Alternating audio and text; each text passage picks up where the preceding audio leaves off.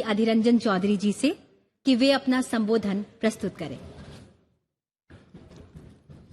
Honorable Vice President of India, Honorable Speaker Lok Sabha, Honorable Prime Minister of India, Parliamentary Affairs Minister of both the houses,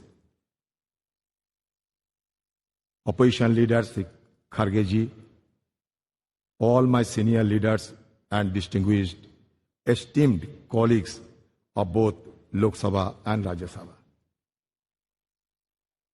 Having seized this opportunity without making any compunction, without mincing any word, I must state that I feel elevated and elated of having been stood in this podium, which had witnessed a caravan of historical episodes and numerous momentous events in the midst of the galaxy of luminaries who had rigged up their brain and burned the midnight oil to frame the Constitution of India in this august house, which is called at the time Constituent Assembly.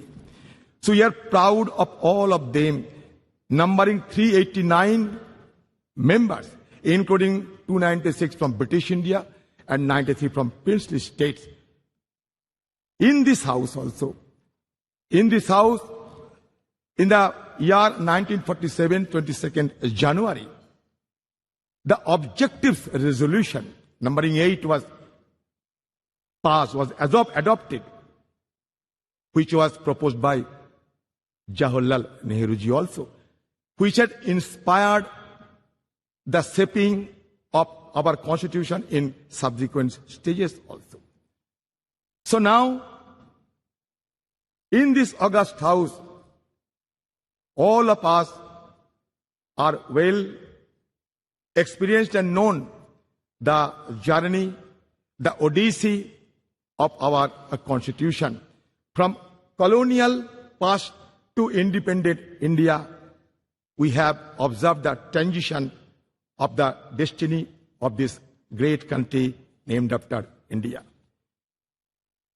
It is astonishing to note that those 389 members intensively discussed among them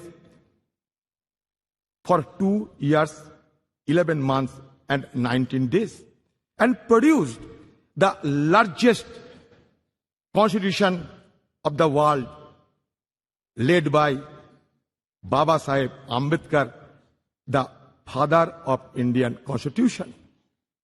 We have been gifted with 395 articles.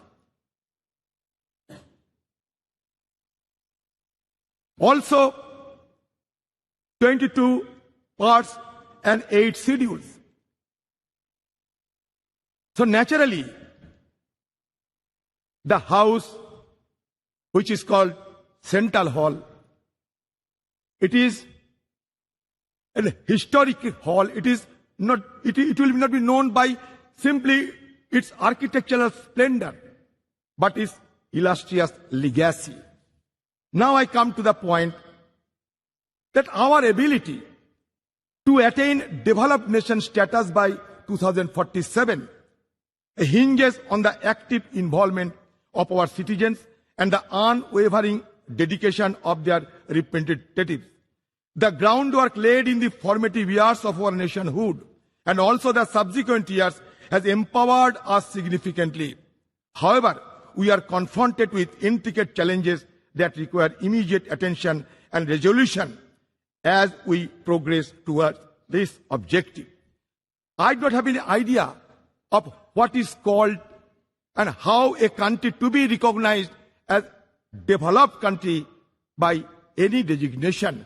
I don't have any idea of any global consensus is existed or not, because when you see other developed countries, among the various key determinants, one determinant is always followed, that is Human Development Index. And insofar as Human Development Index, India has been lagging behind and we are ranked 131 out of 189 countries. At present, disconcerting reports reveal that the top 10% of India's population controls a staggering 77% of nation's total wealth.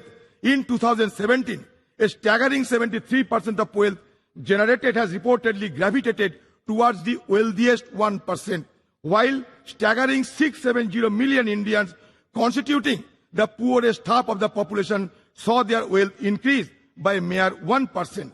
This stark disparity presents a crucial challenge in ensuring that millions of people living below the poverty line have access to fundamental necessities like food, shelter and healthcare, a prerequisite for advancing towards developed nation status.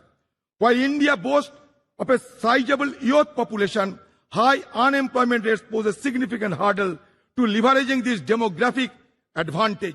Addressing this challenge is paramount, necessitating a concerted focus on job creation and the encouragement of entrepreneurship. It is essential to enable India's youthful population to contribute substantially to the country's economic growth and development. Despite India being the world's fifth largest economy, our per capita GDP falls far behind that of developed nations. Tackling this economic growth challenge requires pro-growth government policies, maintaining low inflation, reducing interest rates, alleviating unemployment, fostering a skilled workforce, bolstering purchasing power, stimulating demand, and enhancing the healthcare and education sector. India must prioritize the development of a globally competitive, labor-intensive manufacturing sector capable of generating significant employment opportunities. In sum, addressing the pressing issue of high youth unemployment is a pivotal step for India's march toward developed nation status by 2047. I am impatient. I do not want to wait till 2047. Why not before 2047? To realize the vision of becoming developed nation, India must pursue a growth trajectory that is both comprehensive and sustainable. Economic growth must be all-inclusive, benefiting every citizen. An overarching focus on human development, encompassing access to healthcare, education and essential services must be implemented holistically. The challenge of transforming India into a developed nation by 2047 are substantial, encompassing poverty, infrastructure deficit and environmental sustainability. By implementing a holistic strategy that encompasses infrastructure development, attraction of investment, enhancement of education, promotion of innovation, social welfare, environmental conservation, paying emphasis on manufacturing and integration of technology, India can pave the way for its emergence as a developed nation. It is only with unwavering determination, collective commitment that the country can realize this visionary goal and unlock its potential on the global stage.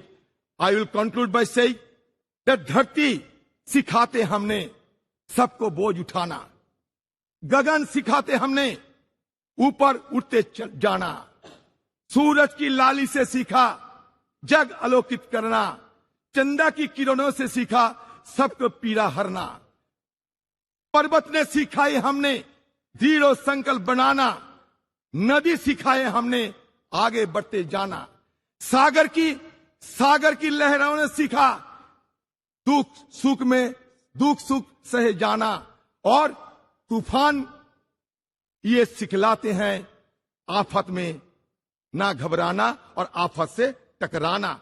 हम चाहते हैं कि ये separation of power should be maintained in a judicious manner and also in presence of all the guiding light of our country. I must suggest that India is not a homogeneous society, rather it is a heterogeneous society. But now the need of the hour is to maintain the harmonious society. With this word, I am concluding my speech. Thank you. Jai Hind, Bande Mataram.